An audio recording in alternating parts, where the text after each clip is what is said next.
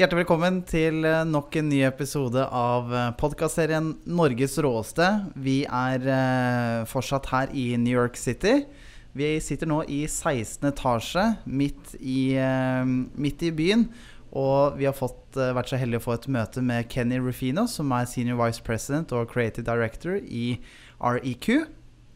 Vi skal prate om hvordan han tenker når han går i gang med nye prosjekter, og hvordan han løser utfordringer og ser muligheter for kundene når de skal løse sine nye markedsbudskap. So, Kenny, thank you so much for having us. Sure, thanks for having me. Just to kickstart, you have been in the industry now for 20 years? About, yep. Yeah. And for the people that don't know Kenny, obviously in Norway, probably not that many know about the REQ and what you guys are doing. Could you give us a brief introduction to who you are and also the company that you represent? Sure. So let me start with the company that I work for. The company is called REQ. It was formerly known as Rep Equity. We are a full-service marketing agency. So we'll really run the gamut in terms of our services, certainly creative services, which I lead the team on, but we also do a lot of SEO, we do a lot of strategy, we do advertising, tech development, and so forth. It's really anything that a client needs to do in terms of marketing. That's us, full service. Yeah. And you've been at the REQ for 4 or 5 years now? Yes, so I've been with the company for a little bit over 5 years now. Previous to joining REQ, I was a creative director at Random House, but not on the book jacket designing side, on the marketing side, essentially. So I was there for a couple of years, and then prior to that, I was at a startup called Media Bistro. It was based here in New York. Media community for folks working in magazine publishing, the TV industry, etc. Okay. So, and your title now is Senior Vice President and Creative Director. That's right. And looking at your LinkedIn profile, you've been a Creative Director for 20 years? For a while, yes. Yeah. Yes. So for the people back home in Norway who might not fully understand what the role of a creative director is, could you try and explain us what your role consists of? I can tell you, I can tell you how I do it. Yeah. Right. So I think, especially over the past 10 years or so, people have sort of given themselves the title of creative director. Traditionally, especially at ad agencies or other marketing agencies, it's a position that you would earn, you would sort of mature into, right, after some experience. But folks these days, sometimes straight out of college, 22, 23 years old, they're freelancing perhaps, and they'll give themselves that title. So the meaning of creative director has sort of been distilled. I think it's been lost a little bit over the past, maybe 10 years or so.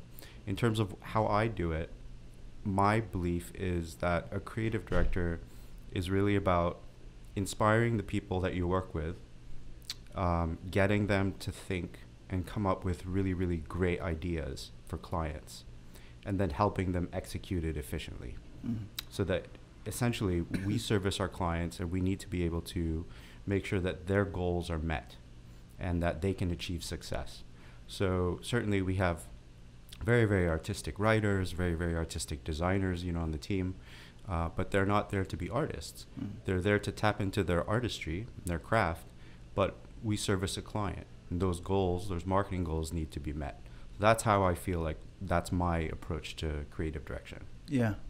So, and what type of projects would you say that there's a relevancy of being or having a creative director, both internally but also on the client side? I think internally it helps to have somebody who sort of understands the value of design and sort of pays attention to what's happening in the industry, but also think about how that impacts your organization. The design industry is fairly young. There's lots of internal discussion about terms like design thinking and the future of design. I mean, you have to think back to designers like Paul Rand, even Eames. That's not too long ago, if you think about it in terms of the history of, human development, right? So if you think about what design means and how that impacts your organization, how an organization should be structured, but also how an organization should think and behave, those are really good qualities for a creative director to have, especially, internally. If we're talking about externally, clients will come to us and sometimes they'll have specific things or ideas in mind of maybe products that they want or a type of campaign that they feel like would best suit their needs. It's up to us to kind of think, put ourselves into the shoes of a client, put ourselves into that mindset, knowing sort of industry trends, what's happening in the market, how, audiences, via different channels might react to a campaign that a client is proposing. It's up to us to kind of say, well, your approach is valid, but here's some other alternatives that we think might be even more successful. So it's about staying sort of a step or two ahead, not of, competitor agencies, certainly, but like a step or two ahead and help the client do more thinking. Does that make sense? Yeah, it makes sense. Makes sense. But you also have won 75 somewhat industry awards. Mm-hmm. You're named one of the fastest growing companies in America. What exactly are you guys doing, and why are you seeing that type of success? Well, we've been very fortunate. I mean, the past few years that I've been with REQ, I've seen the company grow quite a bit. One thing that's really great is that we like to grow, but we like to grow in a smart way. And we like to do everything in-house. We don't, we don't work with a lot of contractors. And it's just, it's about company culture. I think as a company scales, the essence of an organization was sort of what makes it special. If you can retain that as you scale and as you grow, that's something that not only attracts talent, but it retains people. Yeah. So people stay with the company. We've got a very high retention rate. We've got folks who've been with the company for 7, 8, 10 plus years, just because they value the organization and what the organization stands for, how people treat one another. You hear sort of lots of horror stories about typical agency life. People getting very burnt out, working anywhere from 10, 12, 16-hour days repeatedly, and sort of disrespect maybe of entry-level folks or lower-level folks by upper management. Those are the sort of typical agency horror stories that you hear about. And this was my first agency experience. My first 2 significant roles of employment prior to REQ were both in-house. But I've seen such a positive experience, and I see it with the staff. I see a lot of satisfaction, not just within my team, but also, across the company. And it's refreshing to sort of see those agency horror stories, kind of reduced to like a myth, at least, with us. People are very happy. Yeah. Yeah. So, what does your, if you want to share, what does your hiring process look like? Well, look, we'll assess what our needs are. We do forecasting, and then based on sort of what we understand, kind of work is to be expected. We'll look at our bandwidth, certainly, and then if there's need to grow, then there's need to grow. But like I said, we grow smart. And I think that's really important, especially if you want to retain that culture, that essence that you have. When I first started out, I left graduate school, and my first job was at Media Bistro, and I was one of the first few employees there. Very, very startup mode. And I was there for a little over 10 years, and we grew, again, also slowly, intelligently. And when I left, I think we were still maybe about 40 plus people. But again, it was nice to see that, that essence, that attitude, that sort of entrepreneurial kind of quality that we had when we were only 4 or 5 people was still there when we grew to 40. Mm. And one thing that I really, really appreciate about REQ is that it has that same sort of feeling. I can honestly tell you that a lot of the attributes that I noticed about the company when I first started 5 years ago are still present today. Mm. And the fact that we've grown significantly in a few years, but still managed to retain that, I think that's it's a really nice kind of badge of honor, to have as a company. Absolutely. So since you've been working as a in the creative space for so long, if one of your first kind of like first meeting with the job market or with the companies that you worked for were in 2001, was it that? Yeah, it was a while back. Yeah, yeah. I didn't mean to. No. It's public knowledge. Yeah. I'm not hiding anything. Yeah, you're right. Like I came out of school. I'm not formally trained in design. I did not go to art school. I didn't have any sort of formal design education. Me personally, and this is just my story, I've never been a fan of professional education. Yeah. At least not for what I do. I went through the entire process. I went to college. I attained a graduate degree. But for me, school, especially the formal part of it, was always meant to be figuring out who I am and what I want to do. And I didn't learn that in school. I learned what I did not want to do.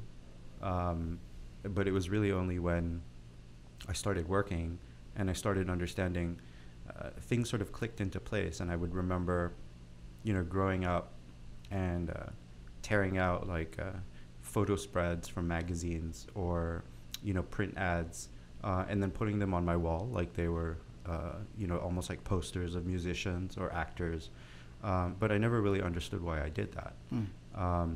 I liked art, I liked design, I liked a lot of things in the humanities, literature, music, etc., but I didn't know how to put it all together.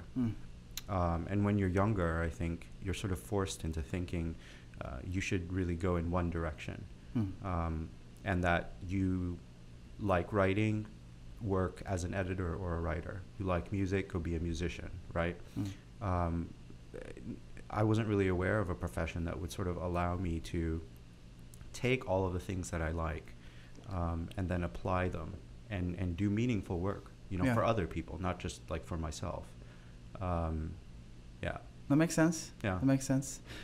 So I think it's a really interesting point that you make around in terms of school, because some of the most creative people I know, and some of the best people I know, they haven't gone to school, at least on higher education, and I'm not sure if I see it as a trend in the creative industry, but one of the more fascinating things is that in the work that you do around content production, design principles, development, branding, and all the stuff that you're doing, our take is that the curriculum in schools, they get outdated so fast. That's right. What's your take on that? Yeah, it's really tricky because, as I mentioned, the design industry is evolving so quickly, and sort of what's in vogue, today is probably a new concept, or at least a new iteration of a previous concept that was in vogue maybe 12, 24 months ago. Yeah. And so a lot of professional educators, a lot of educational institutions are having a hard time keeping up with it. Honestly, if you want to become a creative professional, whether you want to freelance or you want to go in-house or you want to work at an agency, your best experience, really your best educational experience, is life. If I get asked a question, and sometimes it happens where they'll say, what's the one piece of advice you could give to like somebody starting out or somebody who wants to do design or be creative? If I had to pick one piece of advice, it's just to always keep your eyes open and look around, pay attention to things, ask questions.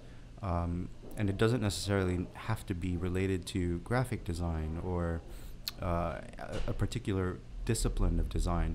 Everything's, connected.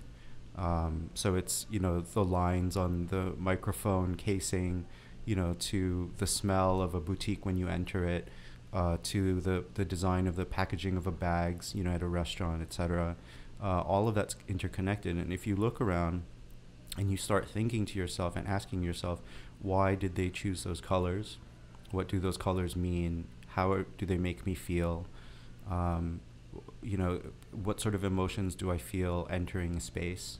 When I touch an object, let's say, an iPhone or anything Apple typically produces, what sort of qualities, physical qualities are there? And then how is that registering in my brain and in my heart? And you kind of start to learn the vernacular of all the disciplines. And it's tricky because you're not learning them formally. And so you're missing out on a lot of technicalities, specific terms, etc. But if you're savvy enough and you're curious enough, you can be pretty good at what you do just from observation and asking questions. Absolutely. So, seeing as you have experienced a lot of different settings, you've experienced work with a lot of different companies, a lot of different people. You've worked with a lot of people. In terms of marketing, what are some of the top trends that you are seeing now in terms of messaging and communication? People are always, I think for the past couple of years, more so now, they're pushing storytelling as being really, really important. There's certainly different ways to tell a story. You've got traditional forms or written language, but you can also certainly tell a story solely through visuals. There's even experiential storytelling. Experiential marketing, again, really big trend. What would that be, for instance? So people these days are really trying to sort of get people to experience their brands in other ways. So, for example, just as an example, let's say Hermes, right? You can certainly go into an Hermes store and you can buy a scarf or look at a bag. You interact with the staff, and that's one way to engage with the brand, right? But let's say Hermes opened up, a pop-up store, and they took over a temporary space, and instead of selling their products at that store, they wanted you to learn about maybe the heritage of Hermes or why craftsmanship is so important to them. They can do that in a way where they're not necessarily selling you anything, but they're getting you to understand sort of the DNA of Hermes, right? And a lot of brands are doing this. I honestly don't know if Hermes has a pop-up shop, but even, things like Google opening up a pop-up shop here in New York, to show off like their latest devices. It's an opportunity to sort of learn more about, not necessarily to buy the product, but to sort of become, to sort of step into the water or into the ecosystem of that brand. And then when you sort of get the hooks into you, that sort of gets you more interested in sort of putting them top of mind when you are considering a purchase. Yeah, that makes sense. So, in terms of storytelling, though, seeing as you are doing a lot of the design, right? Is that correct? Yep, that's right. So, what are some of the more interesting stuff that you're doing in terms of storytelling through design and visuals? So we've done anything as straightforward as any sort of videos that we would produce, motion graphics, or even live videos where you're telling a story through film, etc. But even telling the story solely through visuals, or even having it be like maybe a static image or composition, in a way that's a form of storytelling. If you think about what a story is and how for tens of thousands of years people have used stories to communicate ideas or new things that they've seen, when man was sort of wandering around, and they would sit around campfires and tell each other things. People use stories to communicate them. And, even today, parents read to their children, and the stories that they read have profound impact on child development. not just because it's entertaining or it puts them to sleep, but because there are life lessons within those stories to be learned. So when we employ storytelling in what we do, we try to think about, the basics of storytelling. In our campaign, who are our characters, what's our narrative, components of the story, the start, the middle, the end, what's our goal, how do we want to structure the narrative if we want to, be creative with it, and just like how in literature, writers will use tone, to convey mood. Designers have to think of attributes, design attributes, typography, color, in order to cement that story, right? So I gave a presentation internally where we were talking about typefaces and typefaces having distinct personalities. So I had 3 slides, and the first slide, they all had Humpty Dumpty on it, right? And if you think about the story of Humpty Dumpty, it's something that you would read to a child without thinking. But as an adult, if you sort of read Humpty Dumpty, you can see it's actually really quite dark. It's violent, right? Yeah. And ultimately, it's sad. If you show Humpty Dumpty in 3 different typefaces, it really highlights different parts of the story. That's interesting. So the first slide, we showed it in Adobe Castellan Pro, which is just a very traditional classical serif. And it looked like a proper story. You can imagine, somebody in the late 1800s, early 1900s reading it to you. A bit formal, right? Classical. The second slide, we showed it in Comic Sans, just, childish and silly, a bit juvenile. But it works because it still is a children's story. And the third slide, we showed it in a very stylized horror type font. I think it's called No Fear, but it looks like something that you would see on like a horror poster from the 1980s, and that made it scary. It made it terrifying. Yeah. And instead of focusing on the the rhyming or the rhythm of the story of Humpty Dumpty, that typeface alone made you sense the evil of that was about to happen to him. So yeah, all those elements really need to come together, I think, when you're using design or to tell a story. Same way that art and copy should match. If I have a photograph and it's of an apple, my copy should not reference an orange. They all sort of need to be working together in order for the story to be successful. Yeah. So normal people, as in average business leader, average client, would say, they don't necessarily think about those 3 types of different storytelling to their brand, for instance. How do you experience the creative mindset of, without naming any clients, but in general, when a client comes to you and we have this great idea, is it always a great idea, or do you need to what's your take on that? If you're not working directly on messaging, marketing, and if that's not your whole world, then you don't see the whole world either, if you understand what I mean. Yeah, no, I mean, that makes sense. It's like, I like music, but by no means am I going to tell a pianist or a cellist, oh, you're playing the note wrong. It's, for me to understand, well, here's somebody who's playing the cello for 20 years. They might know a little bit more than I do, just from me listening to, I don't know, somebody playing the cello on Spotify, right? The same thing that you would go into a restaurant, you may know how to, cook a steak at home or roast a chicken. But if a restaurant, does that for you, you're not necessarily going to, tell them you might know better, right? And you can have ideas. There's nothing wrong with having ideas. And sometimes there are really, really bad ideas. And sometimes there are ideas that are good and they're not great, but they can be great. So that's where, we work with the client to refine it. Maybe we'll iterate on it. or we'll take part of that idea and maybe transform it into something else. Yeah. It's never about saying that all creative ideas or all sort of thinking need to originate with, you know, us on the company side or even within the, you know, creative department alone.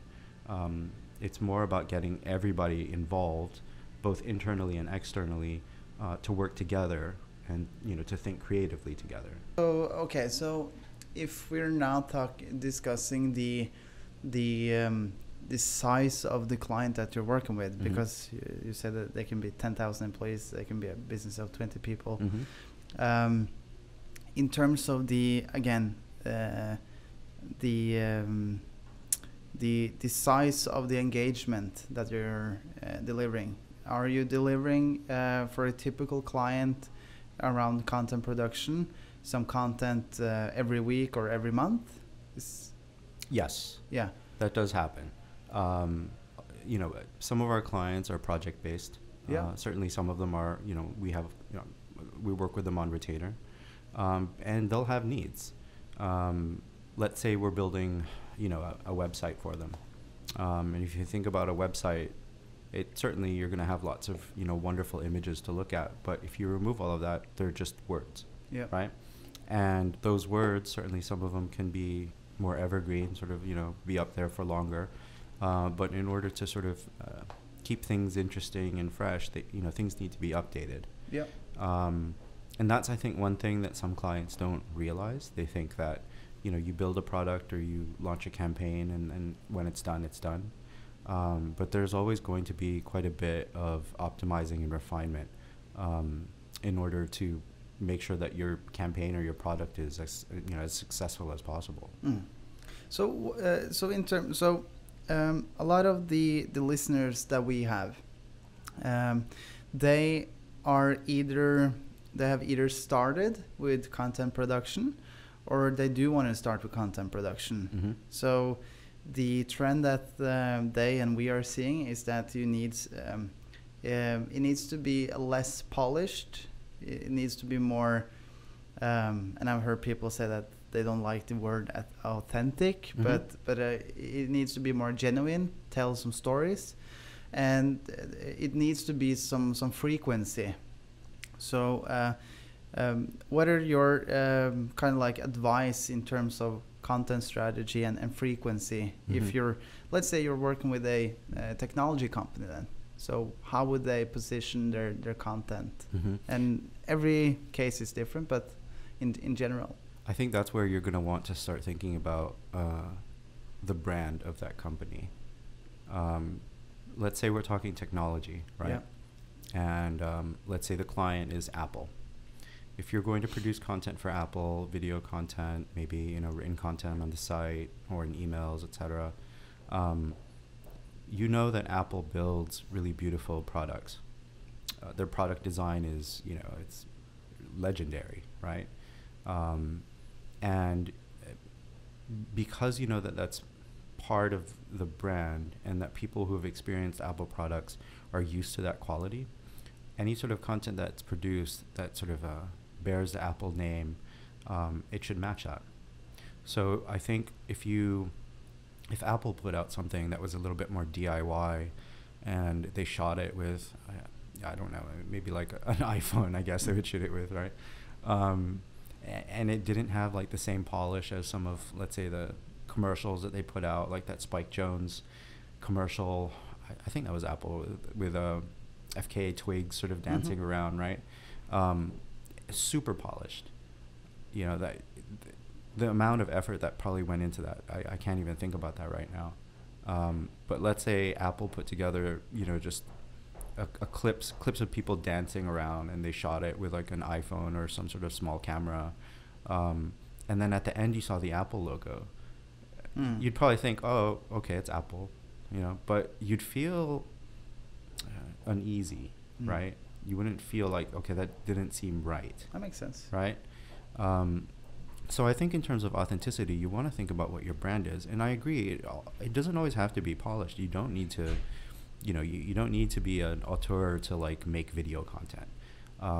You know, I think the important thing is sort of, if your content is a reflection of who your organization is, who your brand is, and then you put out interesting content, and then you put it out frequently, I think you'll find an audience for it. I think, YouTube is such a great example of this. There's so many folks on YouTube, and I remember watching some of them, and they would really start off, and the videos would be really quite rough. You could tell they were just shooting using their front-facing camera, and then they sort of evolved, and the videos got slicker and slicker. But even videos that got slicker, they still sort of remain true to whoever the YouTuber is, right?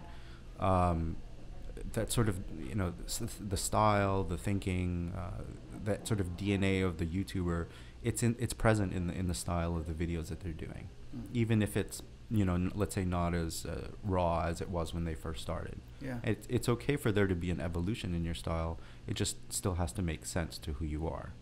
And when you put out content, I mean, frequency is certainly important, but also important is the content should be interesting. Yeah, should be interesting and relevant to your audiences, because you can put out uninteresting content as frequently as possible. Nobody cares. Nobody's going to care. Yeah. Right. So it's almost like you need to think about all these things. You need to consider your audience. What are they really interested in? How can you be of value to them? What sort of content would be of value to them?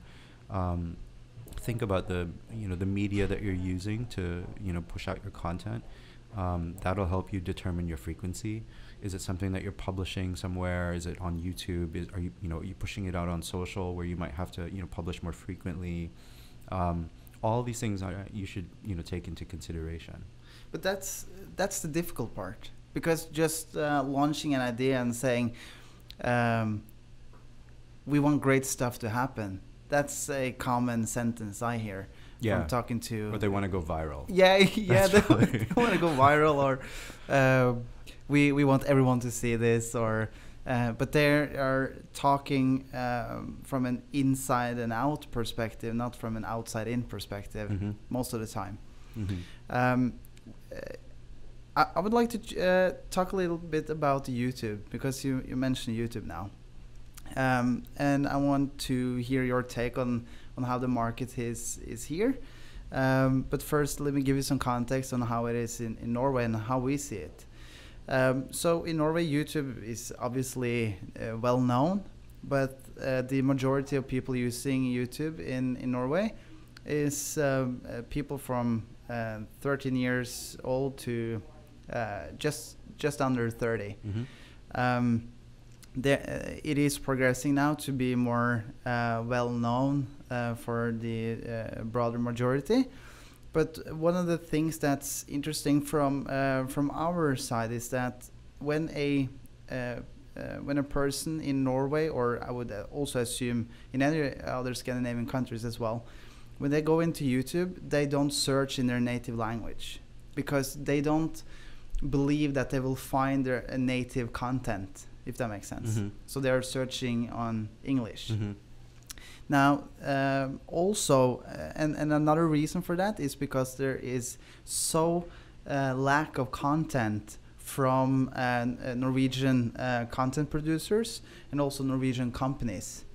One of the analysis that we have done is that there is not a single company in Norway, not a single company in Norway that has a concrete YouTube strategy. And everyone is talking about video, and they've been talking about video in 2018. They will talk about video in 2019, but no one is specifically creating content for YouTube. What's your take on creating YouTube content for businesses? If YouTube's appropriate, tons of people search YouTube. The same way that people search into Google. I personally search YouTube a lot. Yeah. Reviews or things that I'm interested in learning. It's a wonderful place, right? I think regardless of the platform, regardless of whether you're crafting a YouTube strategy or a strategy for an ad campaign or a content marketing campaign, you really need to think about is your audience there?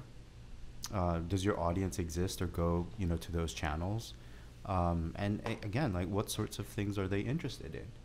YouTube, it's just so big. Like, you can find all sorts of content there.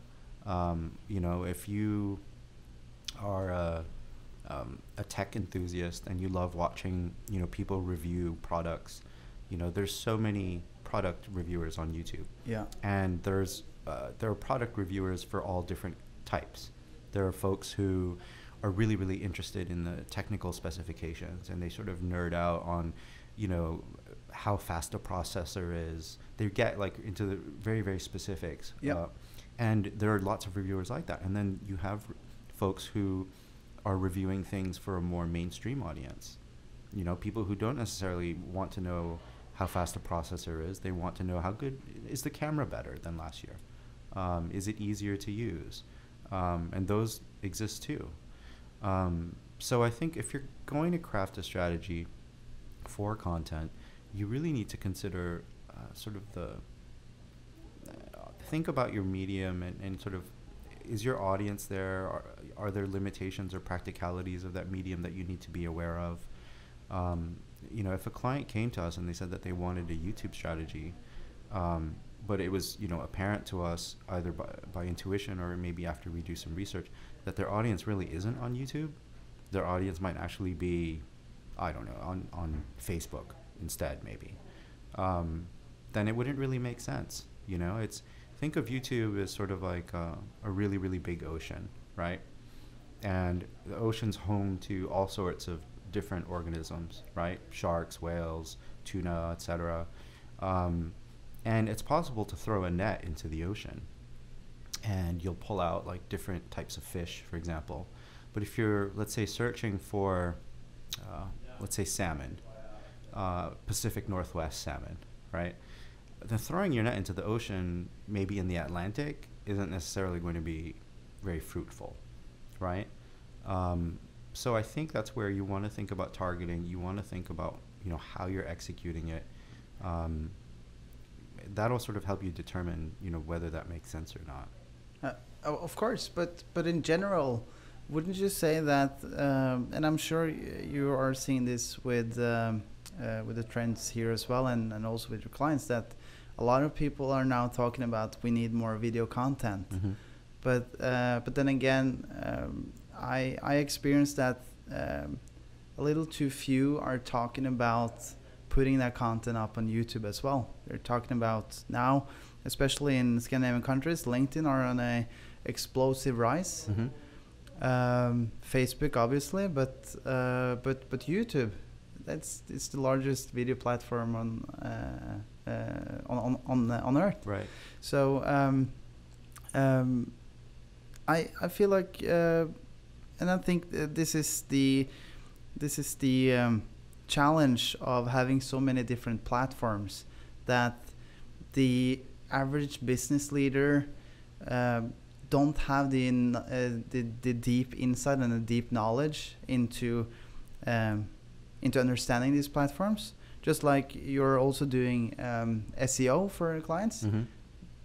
Well, majority of people, they don't know the nitty-gritty stuff, and they don't understand why they should word something different, or why they need to put up more content. Or so wouldn't you agree that it's a bit I'm not sure if arrogant is the right word, but wouldn't it make more sense to be more open to explore other platforms as well? Yeah, I think so. Yeah. And one of the nice things about doing things like this is you can do it quickly and see if it works. Yeah. You can test things. You can evolve really, really quickly these days, much more so than how brands or content creators evolved 20 years ago, 30 years ago, or however long ago.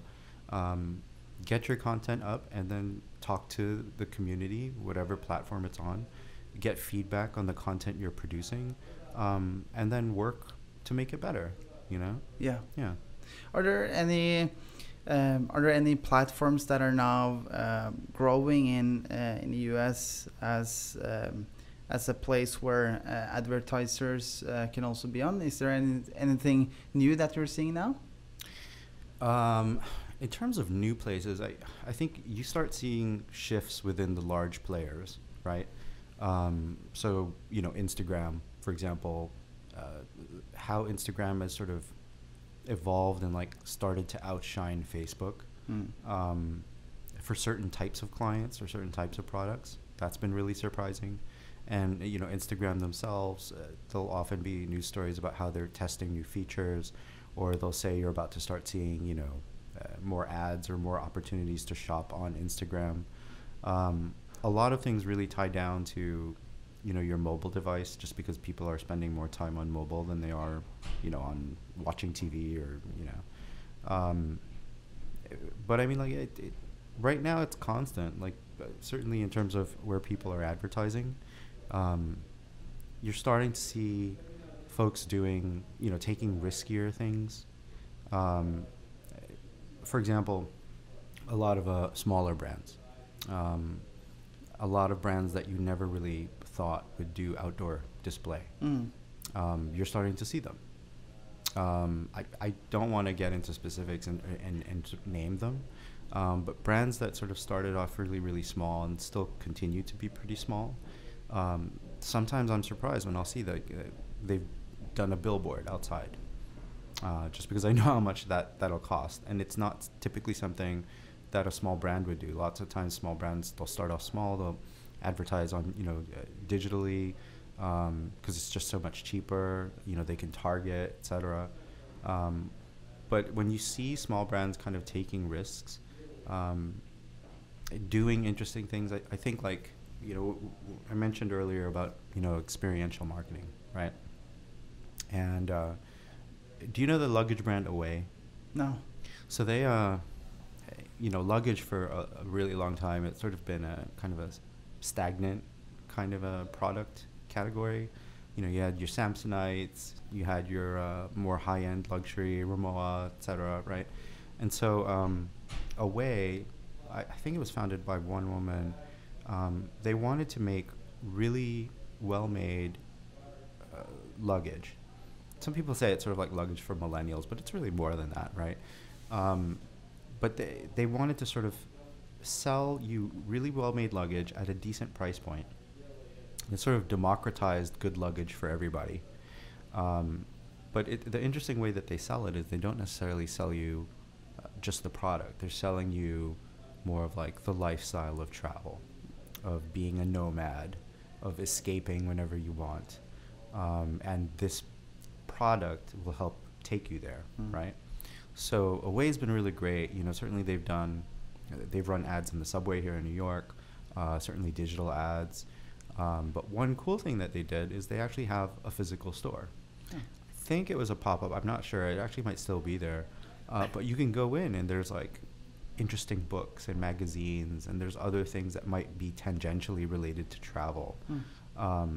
But it's like a risky move for a small brand like that. And certainly they're not a startup anymore. They're larger.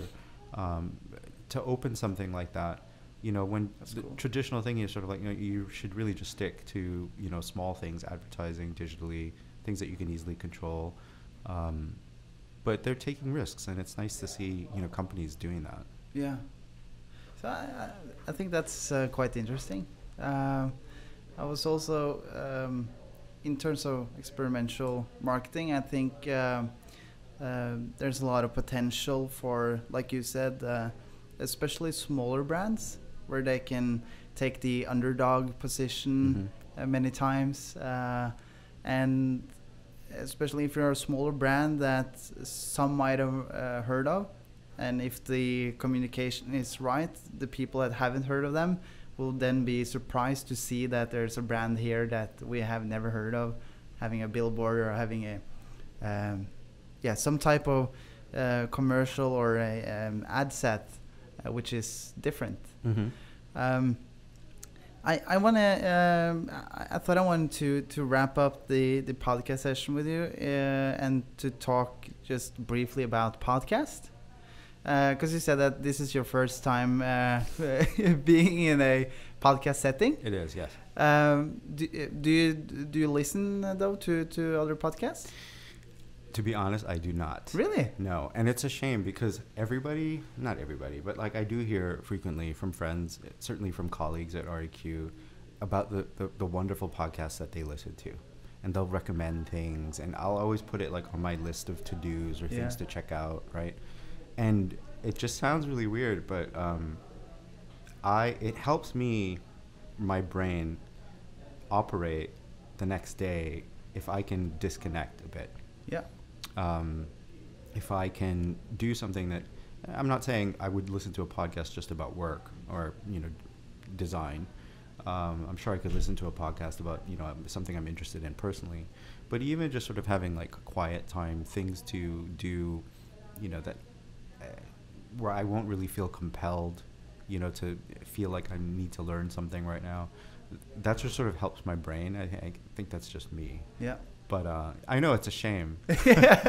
No. So, but on that note, though, even though you haven't listened to any podcasts before, I hope you do want to listen to yours now. I will. Yeah. Yes. Do you? I'm sure you must have some thoughts around audio as a type of content. Mm-hmm. Do you believe that audio will be more important in terms of thought leadership content, for instance, especially in B2B, mm-hmm. or as we also use it for our clients, is internal communication? Mm-hmm. So huge companies that normally communicate through emails, mass emails internally.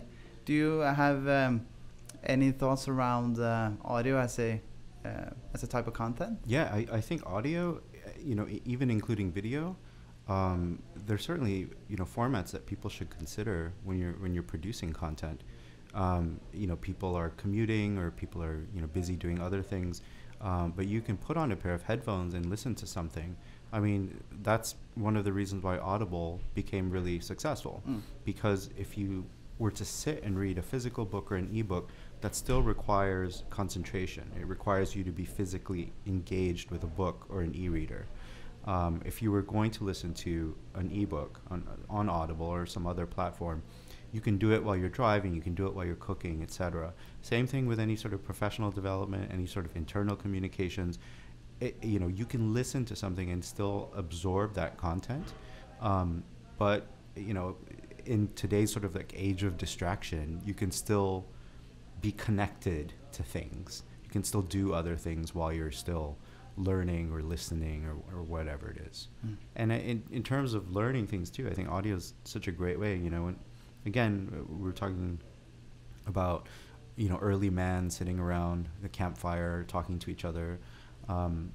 People listening to other people tell stories, that's such a great vehicle for learning, great vehicle for communication. If you told me that I was going to listen to a 20-minute podcast about this topic, or you gave me the choice to read this white paper instead, I'm sure both have their merits, but I could listen to something and I can hear somebody presenting something. I can get tone and nuance. I can get emotion from somebody reading it or talking about it that I can't necessarily get from reading an email or a white paper. So yeah, I think audio and video are just really, really important in terms of communicating. Great. So Kenny, we are running out of time, and I do want to respect the hour that you gave us. Really appreciate you inviting us to your offices here in New York. It's been a great pleasure to speaking with you, and I do hope that you found this your first podcast production quite interesting as well. I did, and ironically, it will be the first one I listened to. But hopefully I will listen to more, and then I will let you know. Yeah. But Please thank you for having me. Yeah, thank you so much, Kenny.